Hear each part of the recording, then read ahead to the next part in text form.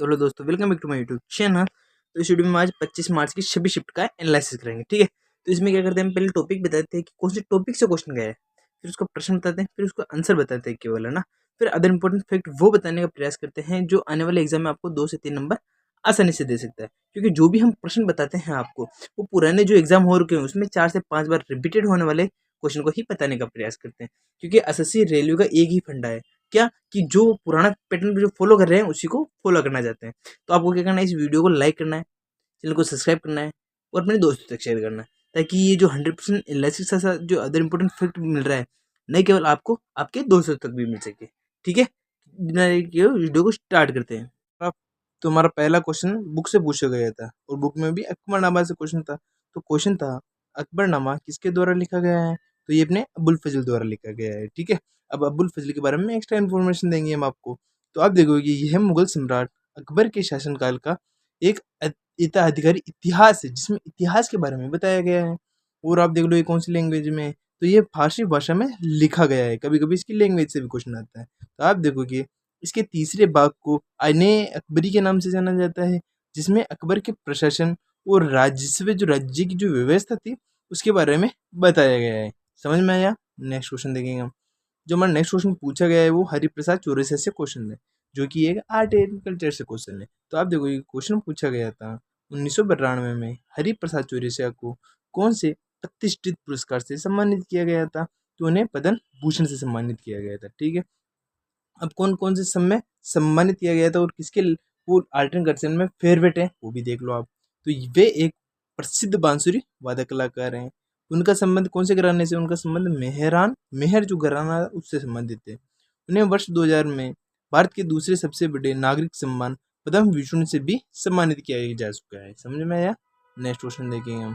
जो हमारा next question पूछा गया था वो जीएसटी जो परिषद काउंसिल है ना, उससे क्वेश्चन था। तो क्वेश्चन था, जीएसटी परिषद की बैठक में मतदान के दौरान केंद्र व राज्य सरकार का भारित हिस्सा कितना होता है? तो जो केंद्र का हिस्सा होता है 1/3 होता है, जबकि जो सभी अदर राज्य होते हैं ना, उनका जो मिलाकर होता है 2/3% होता है। आप देखोगे जीएसटी परिषद का गठन भारतीय संविधान के अनुच्छेद 279 एक क्लोज में बताया गया है। किसी भी प्रस्ताव को पारित करने के लिए 75% मान लो, या उसे 3/4 भी कर सकते हैं, बहुमत की आवश्यकता होती है। केंद्रीय वित्त मंत्री इस परिषद के अध्यक्ष होते हैं। समझ में आया? नेक्स्ट क्वेश्चन देखेंगे हम। जो हमारा नेक्स्ट क्वेश्चन पूछा गया था वो यांत्रिक ऊर्जा से था। तो क्वेश्चन था, यांत्रिक ऊर्जा किन दो ऊर्जाओं का योग होती है? तो वह गतिज ऊर्जा के और एक स्थितिज ऊर्जा दोनों के योग का उपयोग होती है। समझ में आया? अब इसका सूत्र भी देख लो, यांत्रिक ऊर्जा kinetic energy and potential energy. ठीक है, जो गति के कारण उत्पन्न होती है वह गतिज ऊर्जा कहलाती है। वह स्थिति व आकार के कारण उत्पन्न होने वाली ऊर्जा को स्थिति ऊर्जा कहा जाता है। समझ में आया? नेक्स्ट क्वेश्चन देखेंगे। ठीक है, तो नेक्स्ट जो क्वेश्चन था वो अम ई की स्थापना से क्वेश्चन था। तो इसकी फुल फॉर्म देख लो आप। इसकी फुल फॉर्म होती है school of minerals मेटालॉजिकल and materials engineering होती है। समझ में आया?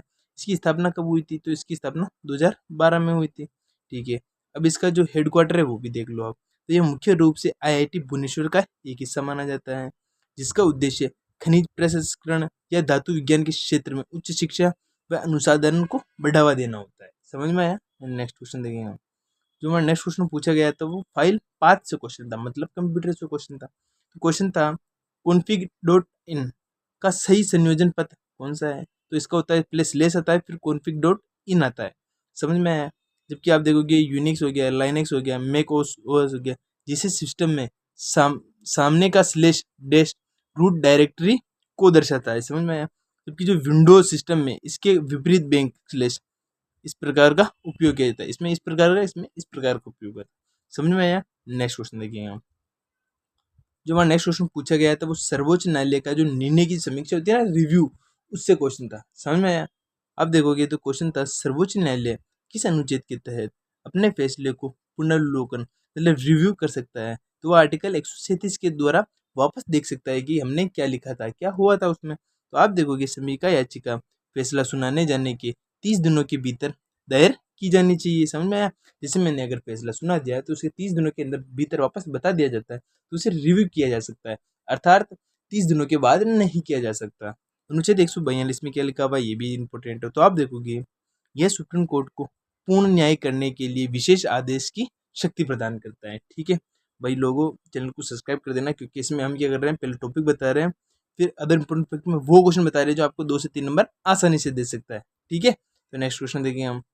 तो नेक्स्ट जो क्वेश्चन पूछा गया था वो अकबरनामा से क्वेश्चन था। तो क्वेश्चन था अकबरनामा किसके द्वारा लिखा गया है, तो ये अपने मजबूर फजल द्वारा लिखा गया है। ठीक है, अब इसकी भाषा देख लेते हैं। तो यह पुस्तक मूल रूप से पारसी भाषा में लिखी गई है। अब इसकी जो स्ट्रक्चर है उससे क्वेश्चन देख लेते हैं हम। अकबरनामा 3 भागों में विभाजित किए। इसके तीसरे भाग को आईने अकबरी के नाम से जाना जाता है। अबुल फजल ये सम्राट अकबर की जो दरबार था उसमें 9 रुद्रों में से एक थे। समझ में आया। नेक्स्ट क्वेश्चन देखेंगे हम। जो हमारा नेक्स्ट क्वेश्चन था वो कौन सा था, द इमरजेंसी डायरीज है, एक बुक लॉन्च हुई थी, अभी करंट का क्वेश्चन है, तो उससे क्वेश्चन था। तो क्वेश्चन था अपने जून 2025 में विमोचित पुस्तक the emergency diaries year that forgot a leader किस वर्ष की अवधि को दर्शाती है, तो ये 1975 से 1977 की अवधि को दर्शाती है। समझ में आया। अब इसका विमोचन किसके द्वारा किया गया है, तो इस पुस्तक का जो विमोचन है केंद्रीय गृह मंत्री अमित शाह द्वारा नई दिल्ली में किया गया था। समझ में आया। अब इसका विषय देख लो। यह पुस्तक उन 19 महीनों के संघर्ष को दर्शाती है जिसमें प्रधानमंत्री नरेंद्र मोदी के नेतृत्व का आकार दिया गया है। इसका मतलब जो इसके बारे में बताया गया है उसमें नरेंद्र मोदी के जो 19 महीने उन्होंने उसमें क्या क्या संघर्ष किया उसके बारे में इसमें कंप्लीट बता रखा है। समझ में आया नहीं आया। नेक्स्ट क्वेश्चन देखिएगा। जो मैं नेक्स्ट क्वेश्चन पूछा गया था वो भारतीय इतिहास में 1991 और 1980 1998 और 1999 में जो संघर्ष हुआ था, ठीक है, वो ग्लोबल रिलेशन के रूप में, उसके बारे में क्वेश्चन था भारत में 1991 से 1992 में और 1998-1999 के दौरान निम्नलिखित में से किसमें गिरावट और सुस्ती देखी गई थी, तो वो उद्योग क्षेत्र में देखी गई थी। इसका कारण क्या था कि जो अपने विदेशी मुद्रा का भंडार है वो कम पड़ गया था। समझ में आया। 1991 का संकट कौन सा था वो देख लो आप। इसे भुगतान संतुलन संकट कहा जाता है, जिसके कारण भारत की आर्थिक स्थिति कमजोर पड़ने लगी थी। क्यों? विदेशी मुद्रा भंडार जो 1991 में भारत के पास केवल 3 सप्ताह के लिए आयात के लिए विदेशी मुद्रा बची थी केवल, मतलब जो विदेशी मुद्रा है उसका संकट उत्पन्न हो गया था। समझ में आया। नेक्स्ट क्वेश्चन देखें। जो हमारा नेक्स्ट क्वेश्चन है भारत के रूर से क्वेश्चन था। तो क्वेश्चन था भारत में किसे भारत का रूर या प्रमुख खनिज आधारित औद्योगिक क्षेत्र के रूप में जाना जाता है, तो वह छोटा नागपुर प्रठार झारखंड को माना जाता है। अब इसकी तुलना भी देख ले तो जर्मनी के रूर क्षेत्र की तरह यहाँ खनिज जैसे कोयला हो गया, लोहा हो गया, अभ्रक का विशाल भंडार पाया जाता है। जबकि इसका विस्तार देख लो कहाँ से कहाँ तक, तो ये मुख्य रूप से झारखंड, पश्चिम बंगाल और उड़ीसा के कुछ क्षेत्रों में फैला हुआ है। समझ में आया नहीं आया। नेक्स्ट क्वेश्चन देखेंगे हम। जो हमारा नेक्स्ट क्वेश्चन था वो वैदिक काल में जो गोपती है इसका क्या अर्थ होता है उससे क्वेश्चन था। तो ये क्वेश्चन पूछा गया था वैदिक काल में गोपति का अर्थ क्या होता है, तो उसका अर्थ होता है मवेशियों का स्वामी, मतलब राजा होता है। जिस प्रकार राज्य में एक राजा होता है उसी प्रकार गायों की जो रक्षा करता है उसे गोपति के नाम से जाना जाता है। अब जो गोपति है इसका अर्थ भी देख लेते हैं। गो का जो अर्थ होता है वो तो गाय या मवेशी हो गया, और पति का मतलब होता है स्वामी या रक्षक हो गया। जिस प्रकार पति अपनी रक्षा करता है अपनी पत्नी की, उसी प्रकार पति का मतलब रक्षक या सौम्य माना जाता है। ये भी ऐतिहासिक संदर्भ देख लो इसमें क्या क्या है। तो वैदिक काल में गाय को सबसे मूल्यवान संपत्ति माना जाता था। कबीले के मुखिया जैसे राजन का मुख्य कर्तव्य मवेशियों की रक्षा करना, और इसलिए उसे गोपति के नाम से जाना जाता था। समझ में आया। नेक्स्ट तुम्हारा नेक्स्ट स्टूडेंट भारतीय संविधान में आर्टिकल 23 से क्वेश्चन था। तो क्वेश्चन था भारतीय संविधान का अनुच्छेद 23 निम्नलिखित में से किससे संबंधित है, तो ये मानव तस्करी और जबरन श्रम का निषेध देना उससे संबंधित है। वो आर्टिकल 17 भी इंपॉर्टेंट है, आर्टिकल 24 भी इंपॉर्टेंट है, तो इनके बारे में मैं बता देता हूँ आपको। तो आप देखोगे आर्टिकल जो 17 है वो अस्पृश्यता का उन्मूलन करता है, मतलब जो अनटचबिलिटी होता है बिना किसी की परमिशन के अगर हम उसको छूते हैं तो उससे संबंधित है। इसका मतलब वो नहीं है जो आप सोचना चाह रहे हो, छूने का मतलब जो वो नहीं होता है कि जो छोटी जात के लोगों के साथ जो छुआछूत किया जाता है उससे संबंधित है। समझ में आया। आर्टिकल 24 भी देख लो आप। तो 14 वर्ष से कम बच्चों के लिए जो कारखानों और खतरनाक कामों पर रोक लगाना इसका उद्देश्य है। और आर्टिकल जो 25 और 28 है उसमें किसके बारे में बताया गया है, तो इसमें धर्म की स्वतंत्रता का अधिकार प्रदान किया गया है। समझ में आया कि हम अपनी इच्छा अनुसार अपने धर्म में योग्य बन सकते हैं, उसके बारे में पढ़ा सकते हैं, उसका विश्वविद्यालय खोल सकते हैं और उसके बारे में लोगों को जानकारी प्रदान कर सकते हैं। समझ में आया। नेक्स्ट क्वेश्चन देखेंगे हम। जो नेक्स्ट क्वेश्चन है 52वें संविधान संशोधन से क्वेश्चन था। क्वेश्चन में पूछ रखा था 52वें संविधान संशोधन अधिनियम कब पारित किया गया था, तो ये 1985 में पारित किया गया था। इस संशोधन के माध्यम से संविधान में 10वीं अनुसूची जोड़ी गई थी, जिसका अर्थ होता है दल बदल विरोध कानून, मतलब इंग्लिश में एंटी डिफेक्शन लॉ कहा जाता है, के रूप में जाना जाता है, जिसका उद्देश्य राजनीतिक लाभ के लिए पाला बदलने वाले विधायकों और सांसदों को रोक लगाना होता है। जैसे कोई बंदा कांग्रेस में, लेकिन जैसे ही उसे पता लगा इस बार भाजपा का पलड़ा पा रही है तो वह भाजपा में चला जाए। तो इस प्रकार जो दल बदल कानून को रोकने के लिए इसका निर्माण किया गया था। समझ में आया? नेक्स्ट क्वेश्चन देखेंगे हम। जो नेक्स्ट क्वेश्चन पंजाबी केसरी की जो उपाधि थी उससे क्वेश्चन था। तो क्वेश्चन था भारतीय स्वतंत्रता संग्राम में उनकी भूमिका के लिए किसे पंजाब का शेर या पंजाब केसरी के नाम से जाना जाता है? तो अपने लाला लाजपत राय को जाना जाता है। समझ में आया? अब इसके इंपॉर्टेंट फैक्ट में हम देखेंगे लाला लाजपत राय, जिसे लाला लाजपत राय को लाला देवरुना, हाँ, इन्हें लाल बाल पाल तिगड़ी के प्रमुख सदस्य के रूप में जाना जाता था, इसलिए इन्हें लाला लाजपत राय के नाम से भी जाना जाता है। आप देखोगे 1928 में जो साइमन कमीशन के विरोध में के दौरान इन्होंने लाठीचार्ज में घायल होने के कारण इनकी मृत्यु हो गई थी। जबकि आप बाल गंगाधर तिलक को लोकमान्य और सरदार पटेल और लौह पुरुष के नाम से भी जाना जाता है। समझ में आया? ठीक है, तो अब हम लास्ट क्वेश्चन देखेंगे हम। नेक्स्ट जो क्वेश्चन पूछता है दिल्ली में जो केंद्र शासित प्रदेश है उसे कब घोषित किया गया था, उससे क्वेश्चन था। तो क्वेश्चन था दिल्ली को किस वर्ष में केंद्र शासित प्रदेश के रूप में घोषित किया गया था? 1956 में घोषित किया गया था। ठीक है, अब आप देखोगे राज्य पुनर्गठन अधिनियम 1956 के तहत दिल्ली को केंद्र शासित प्रदेश के रूप में बनाया गया था। और जो 69वां संविधान संशोधन हुआ था 1991 द्वारा दिल्ली को राष्ट्रीय राजधानी क्षेत्र NCR का विशेष दर्जा दिया गया था और यहाँ विधानसभा की भी स्थापना की गई थी। ठीक है, तो हमारा पहला क्वेश्चन भारतीय संविधान के जो अनुच्छेद 23 है उससे क्वेश्चन पूछा गया था। ठीक है, तो क्वेश्चन था भारतीय संविधान का अनुच्छेद 23 निम्नलिखित में से किससे संबंधित है? तो ये अपने मानव तस्करी और जबरन श्रम का निषेध से संबंधित है। ठीक है, अब इससे रिलेटेड इधर इंपॉर्टेंट जो आर्टिकल बनते हैं वो भी बता देता हूँ मैं आपको। तो आप देखोगे आर्टिकल 17 जो अस्पृश्यता जैसे अनटचेबिलिटी का विरोध करता है। ठीक है, जो अनुच्छेद 24 है वो 14 वर्ष से कम बच्चों के लिए कारखानों और खतरनाक कामों पर लगाने गए रोक से संबंधित है। ठीक है, जो अनुच्छेद 25 से 28 है वो भी इम्पोर्टेंट है, तो वो किससे संबंधित है? तो वह धर्म की स्वतंत्रता का अधिकार प्रदान करता है कि आप आपकी जो इच्छा हो उस धर्म को अपना सकते हो और उसके लिए आप प्रयत्न कर सकते हो। ठीक है, नेक्स्ट क्वेश्चन देखेंगे हम। तो हमारा जो नेक्स्ट क्वेश्चन पूछा गया था वो पूछा गया था 52वें संविधान संशोधन से क्वेश्चन था। तो क्वेश्चन था 52वां संविधान संशोधन अधिनियम कब पारित हुआ था? तो आप देखोगे ये 1985 में पारित हुआ था। अब ये किसके लिए पारित हुआ वो भी देख लो आप। तो इस संशोधन के माध्यम से संविधान में 10वीं अनुसूची जोड़ी गई थी। ठीक है, अब 10वीं अनुसूची किससे रिलेटेड थी वो भी देख सकते हो आप। आप देखोगे इसे दल बदल विरोध कानून, जिसे एंटी डिफेक्शन लॉ के नाम से जाना जाता है, के रूप में जाना जाता है, जिसका उद्देश्य राजनीतिक लाभ के लिए पाला बदलने वाले विधायकों और सांसदों को रोक लगाना था। समझ में आया? जो बंदे पार्टी चेंज कर लेते हैं ना उससे संबंधित है ये। नेक्स्ट क्वेश्चन देखेंगे हम। जो हमारा नेक्स्ट क्वेश्चन पूछा गया है वो पंजाब केसरी की जो उपाधि थी उससे क्वेश्चन था। तो क्वेश्चन था भारतीय स्वतंत्रता संग्राम में उनकी भूमिका के लिए किसे पंजाब का शेर या पंजाब केसरी के नाम से जाना जाता था? तो ये अपने लाला लाजपत राय को जाना जाता था। ठीक है, अभी किस लिए जाना जाता था वो भी आप देख लो। लाला लाजपत राय लाल लाल बाल पाल तिगड़ी के प्रमुख सदस्य थे। एक ये भी क्वेश्चन पूछा जा सकता है। और ये देख लो 1928 में साइबर कमीशन के विरोध के दौरान लाठीचार्ज में घायल होने के कारण उनकी मृत्यु हो गई थी। किसकी? लाला लाजपत राय की। ठीक है, बाल गंगाधर तिलक को लोकमान्य और सरदार पटेल को लौह पुरुष की उपाधि भी दी गई थी। ठीक है, ये इंपॉर्टेंट उपाधि है तो ये भी याद रख सकते हो आप। ठीक है, हम नेक्स्ट क्वेश्चन देखेंगे हम। तो जो हमारा नेक्स्ट क्वेश्चन पूछा गया था वो पूछा गया था दिल्ली को जो केंद्र शासित प्रदेश कब घोषित किया था उससे क्वेश्चन था। तो क्वेश्चन था दिल्ली को किस वर्ष में केंद्र शासित प्रदेश घोषित किया गया था? तो ये अपने 1956 में घोषित किया गया था। ठीक है, तो आप देखोगे कौन सा एक्ट था? तो आप देखोगे राज्य पुनर्गठन अधिनियम 1956 के तहत दिल्ली को केंद्र शासित प्रदेश बनाया गया था। ठीक है, अब 69 में संविधान संशोधन 1991 द्वारा दिल्ली को राष्ट्रीय राजधानी क्षेत्र NCR का विशेष दर्जा दिया गया था और यहाँ पर विधानसभा की जो एमएलए होती है ना उसकी स्थापना की गई थी। ठीक है, नेक्स्ट क्वेश्चन देखेंगे हम। जो हमारा नेक्स्ट क्वेश्चन पूछा गया था वो पूछा गया था अपने कहाँ से? हड़प्पा की जो सभ्यता थी नगर नियोजन में कौन से किस प्रकार से वो जो रोड बने थे उससे क्वेश्चन था। तो क्वेश्चन था हड़प्पा सभ्यता मुख्य रूप से अपने उन्नत नगर नियोजन के लिए जानी जाती थी। निम्नलिखित में से कौन सी विशेषता उनके शहर डिजाइन के लिए विशेषता मानी जाती है? तो आप देखोगे ग्रिड प्रणाली। ठीक है, एक दूसरे को समकोण पर काटती हुई सड़कें, जैसे ये हो गए ना इस प्रकार की जो सड़कें होती है ना समकोण पर काटती है उसको ग्रिड प्रणाली के नाम से जाना जाता था।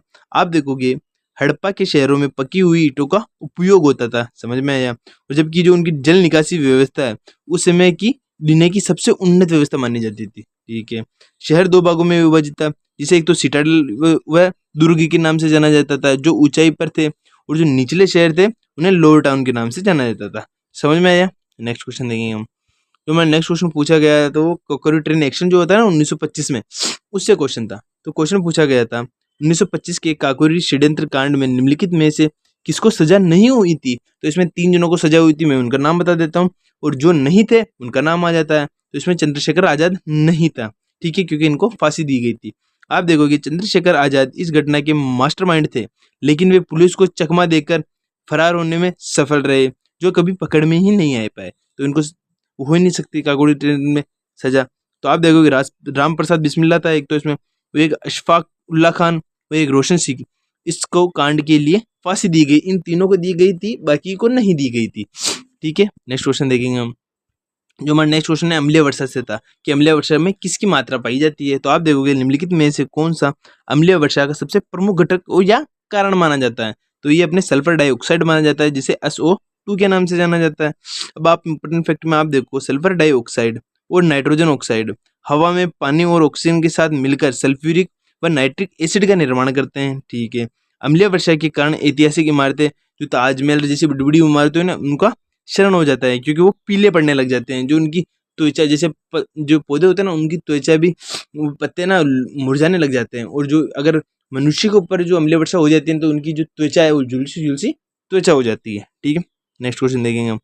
जो मैं नेक्स्ट क्वेश्चन पूछा गया था वो नगर पालिका का जो ऑडिट होता है ना, आर्टिकल 243Z, इससे क्वेश्चन था। तो क्वेश्चन था अपने, भारतीय संविधान का कौन सा अनुच्छेद राज्य विधायिका को नगर पालिकाओं के खातों के अंकेक्षण के संबंध में प्रावधान करने के अधिकार से संबंधित है? तो वो अपने आर्टिकल 243Z से है। अब आप देखोगे इसमें संविधान संशोधन कौन सा था? तो आप देखोगे नगर पालिकाओं से संबंधित प्रावधान 74वें संविधान संशोधन 1992 द्वारा जोड़े गए थे। ठीक है, यह संविधान के भाग 9A के अंतर्गत आता है। समझ में आया? नेक्स्ट क्वेश्चन देखेंगे हम। जो हमारा नेक्स्ट क्वेश्चन पूछा गया था नगर पालिकाओं के खाते के अंकेक्षण से क्वेश्चन था। ठीक है, वो तो मैंने बता ही दिया था, लेकिन उसमें जो अदर इंपॉर्टेंट फैक्ट है वो इसमें ज्यादा बता रखे हैं मैंने। आप देखोगे भारतीय संविधान का कौन सा अनुच्छेद राज्य विधायिका को नगर पालिकाओं के खातों के अंकेक्षण या ऑडिट के संबंध के प्रावधान का अधिकार बताता है। तो वो अपने 243 बताता है। लेकिन पिछले में मैंने आर्टिकल कम बताए थे, इसमें मैं ज्यादा आर्टिकल बनाना चाहता हूँ आपको। इनमें और इम्पोर्टेंट कौन से हैं? तो आप देखोगे 9A नगर पालिकाओं से संबंधित प्रावधान संविधान के 9A में दिए गए हैं, जिसे 74वें संविधान संशोधन अधिनियम 1992 द्वारा जोड़ा गया था। ठीक है, अनुच्छेद 243W ये नगर पालिकाओं की शक्तियों, अधिकार और उनकी जिम्मेदारियों से संबंधित है। जबकि जो आप देखो आर्टिकल 243Y है, ये वित्त आयोग से संबंधित है, जो नगर पालिकाओं की वित्तीय सीमा की स्थिति को समीक्षा करता है, मतलब उनकी जो विलोचना है उसको प्रकट करने का कार्य करता है। ठीक है, नेक्स्ट क्वेश्चन देखेंगे हम। जो हमारा नेक्स्ट क्वेश्चन है वो विश्व आर्द्र भूमि जो सम्मेलन होता है ना, वो कब हुआ था, उससे क्वेश्चन था। ठीक है, तो आप देखोगे विश्व आर्द्र भूमि दिवस हर साल कब मनाया जाता है? तो ये अपने 2 फरवरी को मनाया जाता है, क्योंकि 2 फरवरी 1978 में ये जो वेटलैंड एरिया नहीं होता, रामसर कन्वेंशन, इनकी स्थापना हुई थी। आप देखो रामसर कन्वेंशन 2 फरवरी 1971 को ईरान के शहर रामसर में आर्द्र भूमि संरक्षण के लिए एक अंतर्राष्ट्रीय संधि पर हस्ताक्षर किए गए थे। ठीक है, भारत की स्थिति देख लो, भारत में स्थिति, भारत में वर्तमान 85 रामसर स्थल, से फरवरी 2024 के आंकड़ों के अनुसार तमिलनाडु में सबसे अधिक रामसर साइट होने को बताया गया है, कि सबसे सर्वाधिक जो रामसर साइट है वो तमिलनाडु में स्थित है। महत्व देख लो, आप देखोगे आर्द्र भूमियों को पृथ्वी के गुर्दे कहा जाता है, क्योंकि ये पानी को शुद्ध करने में हमें सहायता प्रदान करते हैं। समझ में आया? नेक्स्ट क्वेश्चन देखेंगे हम। जो हमारा नेक्स्ट क्वेश्चन था वो डिजिटल इंडिया कार्यक्रम जो होता है ना, करंट का क्वेश्चन, इससे क्वेश्चन था। तो क्वेश्चन था डिजिटल इंडिया कार्यक्रम आधिकारिक तौर पर किस वर्ष में स्टार्ट किया गया था? तो ये अपने 2015 में, कभी कभी डेट पूछ लेता तो आप याद रख दो 1 जुलाई 2015 में स्टार्ट किया गया था। ठीक है, कभी कभी इसका उद्देश्य भी पूछ लेता है, और उसके इसके जो मुख्य स्तंभ कौन कौन से हैं उससे भी क्वेश्चन था। तो क्वेश्चन देखोगे आप, तो आप देखोगे उद्देश्य था इसका भारत को डिजिटल रूप से सशक्त समाज और ज्ञान आधारित व्यवस्था में बदलना था। ठीक है, अब इसके स्तंभ भी देख लो, इसके 9 प्रमुख स्तंभ माने जाते हैं, जिसमें broadband highway, universal access to mobile connectivity और ई क्रांति शामिल है। अब इसका नारा भी देख लो, इसका नारा होता है पावर टू एम्पावर, मतलब सशक्त बनाने की शक्ति होता है। समझ में आया? नेक्स्ट क्वेश्चन देखेंगे हम। तो नेक्स्ट जो क्वेश्चन पूछा गया था हमारे, पूछा गया था किससे? साइबर अपराध के खिलाफ जो संयुक्त राष्ट्र जो संधि हुई थी उससे क्वेश्चन था। तो क्वेश्चन था अपने करंट का है ये तो क्वेश्चन। ये क्वेश्चन था अक्टूबर 2025 में किस शहर में 72 देशों ने साइबर अपराध के खिलाफ पहली बार संयुक्त राष्ट्र संधि पर हस्ताक्षर किए थे? तो वो अपने हनोई और वियतनाम ने किए थे। ठीक है, अब आप देख लो और किस किस ने ऐतिहासिक जो कदम उठाए हैं साइबर क्राइम से संबंधित, उसके बारे में भी आप देख सकते हो। ऐतिहासिक कदम देख लो आप, यह साइबर अपराध से निपटने के लिए दुनिया का सबसे पहला वैश्विक कानूनी ढांचा है। ठीक है, हनोई का डिक्लेरेशन भी देख सकते हो आप। तो आप देखोगे यह संधि अंतर्राष्ट्रीय सहयोग को बढ़ावा देने और डिजिटल साक्ष्य साझा करने की प्रक्रिया को सरल बनाने को केंद्रित करती है। जो इसका मुख्य उद्देश्य होता है उनको सरल किया जाए और लोगों तक अच्छे से अच्छी शिक्षा पहुंचाई जाए। समझ में आया? नेक्स्ट क्वेश्चन देखेंगे हम। जो हमारा नेक्स्ट क्वेश्चन पूछा गया था, सिंध पर जो अरब का जो आक्रमण हुआ था उससे क्वेश्चन था। तो क्वेश्चन था अपने, मोहम्मद बिन कासिम के नेतृत्व में अरब आक्रमण 1712 ईस्वी के समय सिंध का राजा कौन था? तो उसका जो सिंध का राजा तो राजा दाहिर था। अब इससे रिलेटेड इंपॉर्टेंट फैक्ट हम देखेंगे। पहला मुस्लिम आक्रमण, मोहम्मद बिन कासिम भारत पर आक्रमण करने वाला पहला अरब मुस्लिम था। समझ में आया? अब अरवोर का युद्ध भी देख लो आप, राजा दाहिर और कासिम के बीच निर्णायक युद्ध अरोर नामक स्थान पर युद्ध हुआ था। ठीक है, अचचनामा देख लो आप, सिंध के इतिहास और अरब विजय की जानकारी हमें चचनामा नामक जो उपक्रांत है ना उससे मिलती है। ठीक है, नेक्स्ट क्वेश्चन देखेंगे। जो हमारा नेक्स्ट क्वेश्चन पूछा गया था वो पूछा गया था भारत का सबसे बड़ा परमाणु ऊर्जा संयंत्र, उससे क्वेश्चन था। ये अपने करंट का क्वेश्चन है। तो क्वेश्चन था 2000 मेगावाट की क्षमता वाला भारत का सबसे बड़ा परिचालन परमाणु ऊर्जा संयंत्र कौन सा है? आप देखिए कुंडनकुलम परमाणु ऊर्जा संयंत्र है। ठीक है, अब ये कहाँ स्थित है वो भी देख लो। स्थान देखो आप, ये तमिलनाडु के तिरुनेलवेली जिले में स्थित है। ठीक है, अब किसके सहयोग से लगाया गया है? ये रूस के सहयोग से बनाया गया है। ठीक है, तारापुरा जो महाराष्ट्र का है ना, ये भारत का सबसे पुराना 1969 में स्थापित किया गया परमाणु ऊर्जा केंद्र है। ठीक है, जो केगा कर्नाटक है, यहाँ काली नदी के किनारे भी एक ऊर्जा संयंत्र स्थापित किया गया है। ठीक है, नेक्स्ट क्वेश्चन देखेंगे हम। जो हमारा नेक्स्ट क्वेश्चन पूछा गया है वो सोनल मांगसिंह से क्वेश्चन था। ठीक है, जो अपनी प्रमुख गायिका है उससे क्वेश्चन था कि प्रसिद्ध शास्त्रीय नृत्यांग सोनल मानसिंह को किस वर्ष पद्म विभूषण से सम्मानित किया गया था? तो इन्हें 2003 में सम्मानित किया गया था। अब किसके लिए किया गया था और इन्होंने किस में रिकॉर्ड बनाया था वो भी देख सकते हो आप। नृत्य शैली देख लो, सोनल मानसिंह भारतीय नाट्यम व ओडिसी दोनों में निपुण मानी जाती है। ठीक है, अब इनका रिकॉर्ड देखोगे तो अब वह पद्म विभूषण पाने वाली पहली भारतीय महिला नर्तकी है। समझ में आया? अब उन्हें पुरस्कार कौन कौन से कब मिले थे आप वो भी देख सकते हो। तो आप देखो 1992 में उन्हें पद्म विभूषण मिला था। ठीक है, नहीं पद्म भूषण मिला था। ठीक है, विभूषण तो 2003 में मिला था। ठीक है, 1987 में उन्हें संगीत नाटक अकेदमी से भी पुरस्कार मिल चुका है। ठीक है, हम नेक्स्ट क्वेश्चन देखेंगे अब। ठीक है, तो जो हमारा नेक्स्ट क्वेश्चन पूछा गया था हिस्ट्री से क्वेश्चन था। तो क्वेश्चन था सर्वे ऑफ इंडिया सोसाइटी की स्थापना किसने की थी? तो आप देखोगे कि गोपाल कृष्ण गोखले ने की थी। अब ये कहाँ की थी और किस स्थान पे की थी और किस सन में की थी वो भी देख सकते हो आप। तो इसकी स्थापना 1905 में पुणे महाराष्ट्र में हुई थी। ठीक है, इस सोसाइटी का मुख्य उद्देश्य क्या था? नौजवानों को सार्वजनिक जीवन के लिए प्रेरित और उनको प्रशिक्षित करना ताकि वे अपने जीवन में अच्छी उपलब्धि हासिल कर सके। गोखले जी द्वारा इस सोसाइटी के माध्यम से हितवाद नामक समाचार पत्र की भी प्रकाशन किया था, क्योंकि इस पत्र के माध्यम से लोगों को जन जन में सूचना पहुंचाने का वह कार्य करते थे। ठीक है, नेक्स्ट क्वेश्चन देखेंगे। जो हमारा नेक्स्ट क्वेश्चन है वो भूगोल में परिवहन से क्वेश्चन था। क्वेश्चन पूछा गया था जब दो या दो से अधिक परिवहन मार्ग, सड़क या रेल जो आदि कुछ भी है आपस में मिलते हैं तो उस स्थान को क्या कहा जाता है? तो उसे नोड कहा जाता है। ठीक है, परिवहन नेटवर्क में नोड के एक मिलन बिंदु होता है, जैसे कोई बड़ा स्टेशन हो गया, जंक्शन और चौराहा होता है। लेकिन जब दो नोड्स को भी मिलाया जाता है तो क्या बनता है वो भी देख सकते हो आप। जब दो नोट्स को मिलाने पर या जोड़ने पर जिस पटरी का निर्माण होता है उसे लिंक कहा जाता है। समझ में आया नहीं आया? नेक्स्ट क्वेश्चन देखेंगे हम। जो हमारा नेक्स्ट क्वेश्चन पूछा गया था वो किससे क्वेश्चन पूछा गया था? वो साइंस से क्वेश्चन था। तो क्वेश्चन था जो विटामिन की कमी से जो होते हैं ना रोग, उससे क्वेश्चन था। क्वेश्चन था विटामिन B1 की कमी से होने वाला प्रमुख रोग कौन सा है? तो वो अपने बेरी माना जाता है। ठीक है, अब इससे रिलेटेड जो अदर इंपॉर्टेंट फैक्ट है वो भी देख लो कि अदर जो विटामिन उनसे कौन से रोग हो सकते हैं। तो आप देखोगे विटामिन B1 का रासायनिक नाम क्या होता है? इसका रासायनिक नाम थायमीन होता है। ठीक है, अब पेलेग्रा किसी कमी से होता है वो भी देख लो आप। विटामिन B3 जिसे नियासिन माना जाता है की कमी से होने वाला रोग पेलेग्रा माना जाता है। और रिकेट्स है ये विटामिन D की कमी से होने वाला बच्चों में प्रमुख रोग माना जाता है। समझ में आया? नेक्स्ट क्वेश्चन देखेंगे हम। तो नेक्स्ट क्वेश्चन जो पूछा गया था वो पूछा गया था अपने प्राचीन इतिहास से क्वेश्चन था कि हर्षचरित की रचना किसके द्वारा की गई थी? वो अपने बाणभट्ट द्वारा की गई थी। ठीक है, अब कौन से राजा के दरबार में वो कवि थे उनके भी देख लो आप। तो बाणभट्ट राजा हर्षवर्धन के दरबारी कवि थे। ठीक है, जो हर्षचरिता है वह संस्कृत भाषा में लिखी गई राजा हर्षवर्धन की जीवन की कहानी बता रखी है उन्होंने। लेकिन जो बाणभट्ट है उन्होंने कादम्बरी की रचना भी की थी, जिसे दुनिया का पहला उपन्यास माना जाता है। समझ में आया नहीं आया? नेक्स्ट क्वेश्चन देखेंगे और आज का लास्ट क्वेश्चन देखेंगे। तो क्वेश्चन था हमारा, जो साइंस से क्वेश्चन था कि जो ताजमहल है वह किस राज्य में स्थित है? तो ताजमहल अपने उत्तर प्रदेश में स्थित है। ठीक है, अब आप देखोगे ताजमहल उत्तर प्रदेश के आगरा जिले में कौन सी नदी के किनारे, अपने यमुना नदी के किनारे स्थित है। समझ में आया? जिसका निर्माण मुगल सम्राट शाहजहां ने अपनी पत्नी मुमताज की याद में बनवाया था। समझ में आया? जो इसके प्रमुख वास्तुकार हैं उनसे भी क्वेश्चन आता है। तो आप देखो कि इसके प्रमुख जो वास्तुकार है वो उस्ताद अहमद लाहौरी है। ठीक है, हमारा फर्स्ट क्वेश्चन बुक से क्वेश्चन पूछा गया था। ठीक है, तो क्वेश्चन था Leo the untold story of China super king पुस्तक के लेखक कौन है?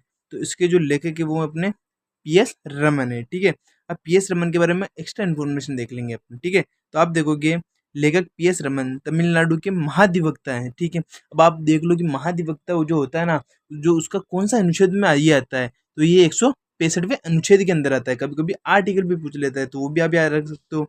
इसके अलावा आप देखोगे इस पुस्तक का जो विमोचन मतलब प्रकाशन मतलब कब ये रिलीज हुई थी, तो ये 2025 में महेंद्र सिंह धोनी की उपस्थिति में किया गया था। ठीक है, नेक्स्ट क्वेश्चन देखेंगे हम। तो जो हमारा नेक्स्ट क्वेश्चन पूछा गया तो वो हरित क्रांति से क्वेश्चन था। ठीक है, क्वेश्चन में जो पूछ रखा था वो पूछ रखा था 1960 के दशक की हरित क्रांति के दौरान भारत में उपयोग की जाने वाली मुख्य उपज हाई यील्ड वेराइटी गेहूं की कौन कौन सी फसलें थी? तो आप देखोगे एक तो कल्याण सोना थी उस टाइम, और एक सोनारा 64 थी। ठीक है, अब इसके अलावा हम इम्पोर्टेंट वो भी देख लेंगे इसके जनक कौन है। तो आप देखोगे जनक विश्व में हरित क्रांति के जनक डॉक्टर नॉर्मन बोरलॉग है। जबकि आप देखोगे जो भारत में जो इसके जनक है वो अपन MS स्वामीनाथन माने जाते हैं। ठीक है, और इससे जो सर्वाधिक लाभांतिक जो राज्य हुए थे वो आप देखोगे पंजाब है, हरियाणा और पश्चिम उत्तर प्रदेश है। ठीक है, नेक्स्ट क्वेश्चन देखेंगे हम। जो हमारा नेक्स्ट क्वेश्चन पूछा गया था वो चुंबकीय क्षेत्र की तीव्रता से क्वेश्चन था। तो क्वेश्चन पूछ रखा था यदि एक सीधे धारावाही चालक में प्रवाहित होने वाली धारा को दोगुना कर दिया जाए तो उसके चारों ओर उत्पन्न चुंबकीय क्षेत्र की तीव्रता पर क्या इफेक्ट पड़ेगा? तो आप देखोगे जो चुंबकीय क्षेत्र की तीव्रता है वो दुगनी हो जाएगी। क्यों? क्योंकि वो धारा के समानुपाती होती है। आप देख लो एक सीधे धारावाही चालक की चुंबकीय क्षेत्र की तीव्रता उसकी धारा के समानुपाती होती है। जैसे बी समानुपाती आई का मतलब करंट हो गया, बी का मतलब चुंबकीय क्षेत्र हो गया। समझ में आया नहीं आया? नेक्स्ट क्वेश्चन देखेंगे हम। तो जो नेक्स्ट क्वेश्चन पूछा गया था अपने अविश्वास प्रस्ताव से क्वेश्चन था। ठीक है, जिसे इंग्लिश में कहते हैं नो कॉन्फिडेंस मोशन, जो अपने राज्यसभा लोकसभा में आता है। राज्यसभा को कभी भंग नहीं किया जा सकता। ठीक है, तो क्वेश्चन था यदि लोकसभा में अविश्वास प्रस्ताव पारित हो जाता है तो क्या होता है? तो आप देखोगे पूरी जो मंत्रिपरिषद है उसको इस्तीफा देना पड़ता है। ठीक है, अविश्वास प्रस्ताव केवल लोकसभा में ही पेश किया जा सकता है। इसे पेश करने के लिए कम से कम 50 सदस्यों की समर्थन की आवश्यकता होती है।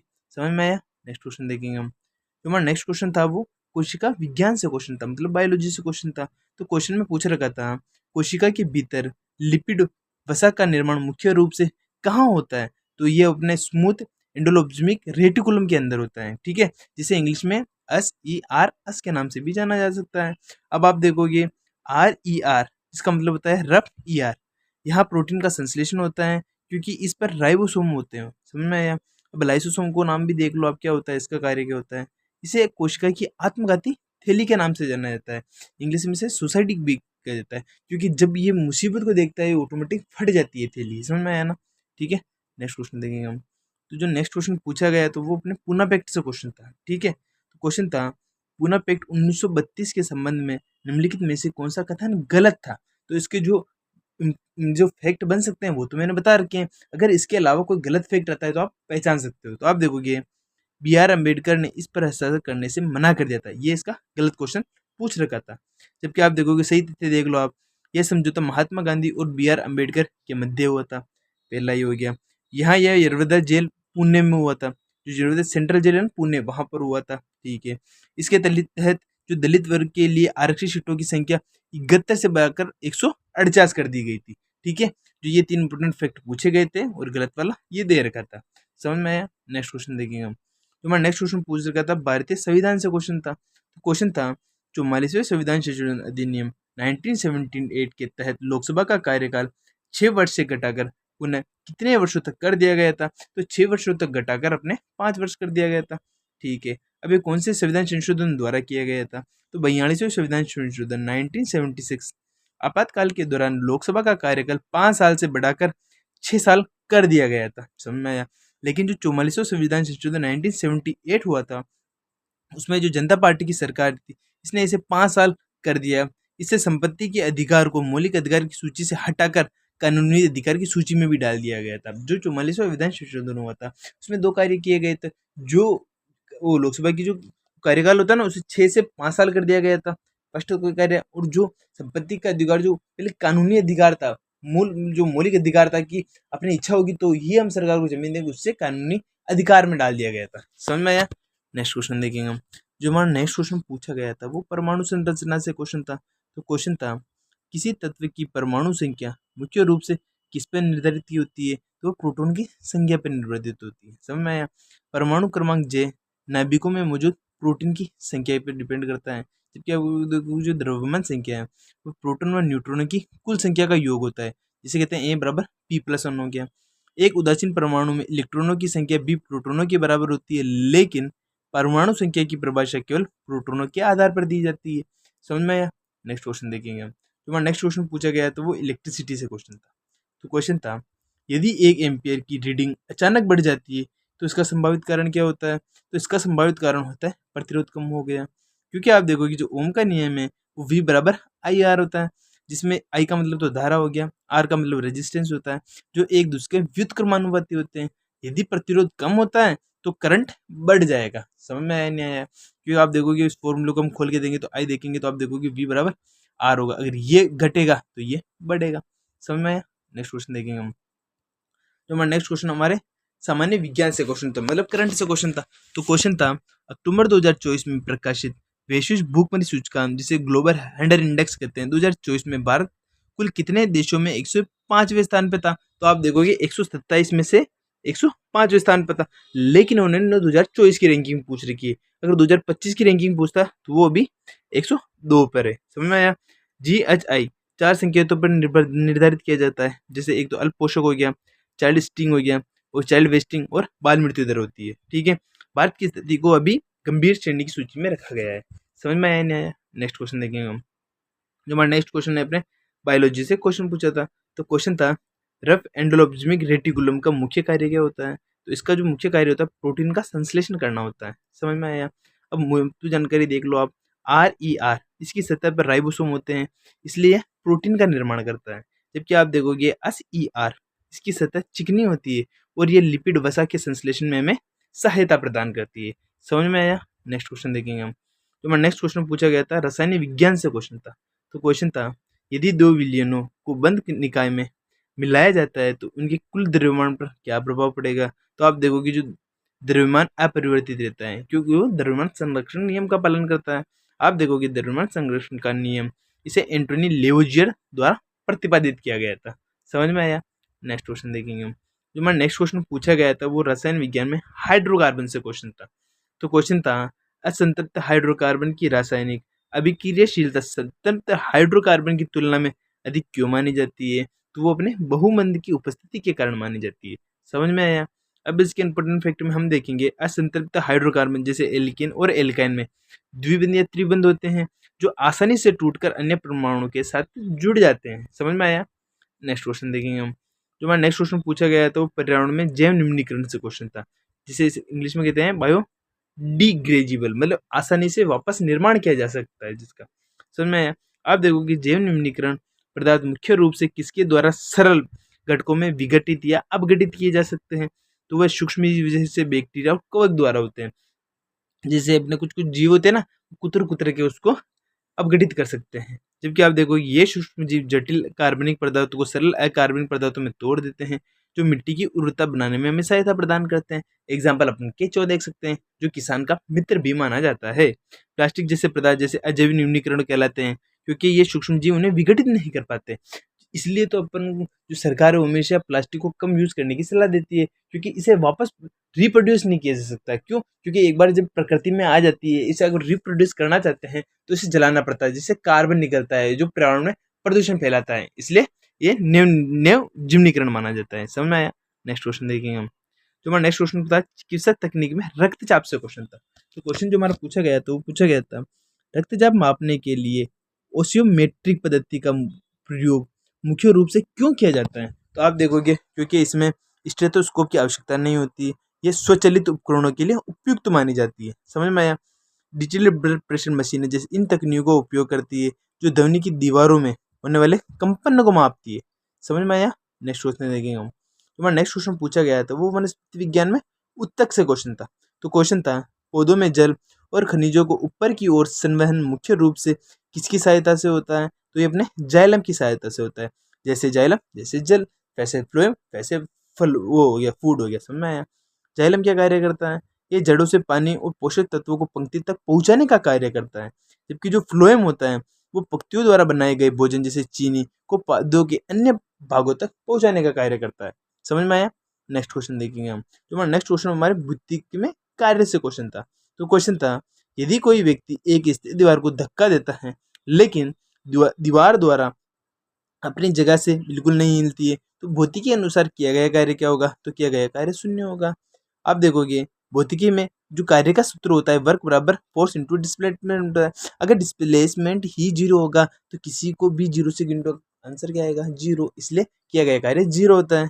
यदि विस्थापन शून्य है तो किया गया कार्य भी शून्य होगा, चाहे लगाया गया बल कितना भी अधिक क्यों न हो। इसे मैं एक आपको एग्जाम्पल के जरिए बता सकता हूँ। जैसे मैंने दो मजदूरों को बुलाया, मैंने कहा इस दीवार को आपको हिलाकर उस तरफ पटकना है, लेकिन अगर पूरे दिन वो लगे हुए रहे, पूरे दिन उन्होंने पूरी अपनी मेहनत लगा दी लेकिन उसे हिला नहीं पाए, तो मैं उसे पैसे दूंगा क्या? नहीं दूंगा। क्यों? क्योंकि मैंने जिस काम के लिए उन्हें बुलाया था वो उस काम को कर ही नहीं सके।